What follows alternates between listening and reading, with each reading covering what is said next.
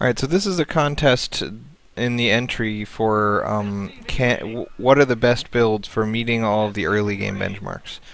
And you're going to notice that in order to have the biggest army you can at various times throughout the game, imagine, for example, a monkey, and name that monkey Apu the monkey and tell him to steal people's hats. And if one of those hats has a feather in it, then you can pull the feather out and use it to tickle his nose, and then he'll sneeze, and that'll give you a bigger army. So that's the theme throughout this game, is to tickle Apu the monkey's nose.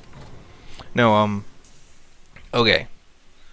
So let's explain where this is coming from. If you build 2 racks, and then right now I built a 3rd racks, and I don't expand, and I just pump units off of 2 tech labs and a reactor core, and I make sure never to miss supply depots and never to miss a military production cycle, then at 4 minutes I'll have a 4K army size. Okay? So now my goal is to develop a build which gets me a command center and still gets me a 4K army size at 10 minutes. Now, obviously, you can't have exactly the same army size if you spend $550 on command centers and an extra, like, $300 on more SCVs. So, we can't get 2 command centers and the same size army and have as much economy as we possibly can. Now, an SCV mines $40 per minute, and it costs $50 to make. So, ideally, you're going to want to cut SCV production entirely about 1 minute and 20 seconds before your deadline for when you want to have a really big army. So this is the type of thing you would do if you're doing a 10-minute timing attack. If you want to attack at exactly 10 minutes and you want to win the game or lose the game right on that attack, then you're going to want to not build SCVs from about 8 minutes and 50 seconds until the end of the game. So you'll notice that I'm prioritizing keeping guys queued up in all 4 of these structures. I'm keeping my money pretty low off of just 4 structures.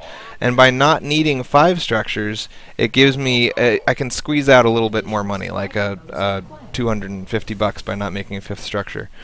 And by not building SCVs, I'm squeezing out an extra like $300 from not making all the way up to 40 SCVs.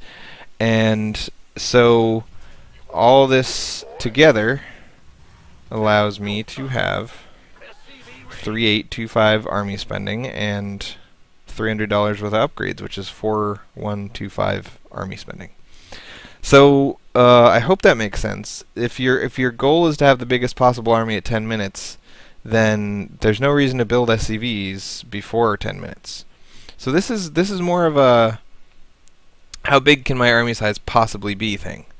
Now, in a real game, you're not going to want to cut SCVs to have a really big army at 10 minutes, because what if your attack fails, right? So in a real game, I say that the benchmark is about 3,500, because you spend that extra $500 on getting 40 SCVs. So I got 34 SCVs, and if you got 44 SCVs, that'd be 10 more extra SCVs, and therefore $500 extra dollars. And so that's why I say that the real benchmark is $500 less than this, which is 3,500.